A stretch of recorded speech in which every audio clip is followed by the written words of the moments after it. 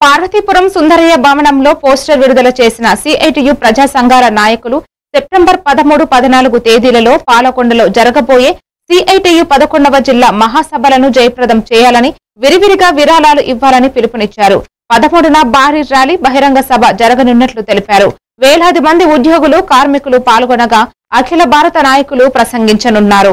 300 మంది ప్రతినిధులు హాజరు కానున్నారని తెలిపారు. ఈ కార్యక్రమంలో గొర్ల వెంకటరమణ రెడ్డి, వేణు, సూరిబాబు, ఈశ్వరరావు, మన్మధుర పాల్గొన్నారు. సెప్టెంబరు 13, 14 తేదీల్లో పార్వతీపురం మన్యం జిల్లా సిఐటియు 11వ జిల్లా మహాసభలు పాలకొండలో జరపాలని చెప్పి సిఐటియు భావించింది. ఈరోజు సిఐటియు 1970లో పుట్టిన తర్వాత ఐక్యత పోరాటం నినాదంతో ఈరోజు దేశంలో ఉన్న కార్మిక వర్గాన్ని కానీ, రాష్ట్రంలో ఉన్న కార్మిక వర్గం కానీ, జిల్లాలో ఉన్న కార్మిక వర్గాన్ని ఐక్యం చేసి వాళ్ళ సమస్యలపై దీక్షతో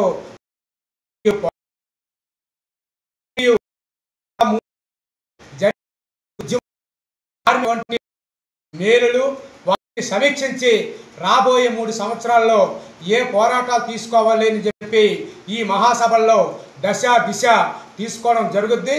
అందుకని ఈ మన్యం జిల్లాలో ఉన్నటువంటి 15 మండలాల్లో ఉన్నటువంటి కార్మిక వర్గం మొత్తం పాలకొండలో జరుగుతున్నటువంటి జిల్లా సభను జయప్రదం చేయాలి.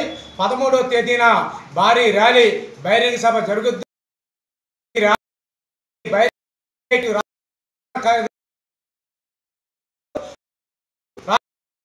సుబ్బారావు గారు అలాగే ఇతర కార్మిక హాజరవుతున్నారు కాబట్టి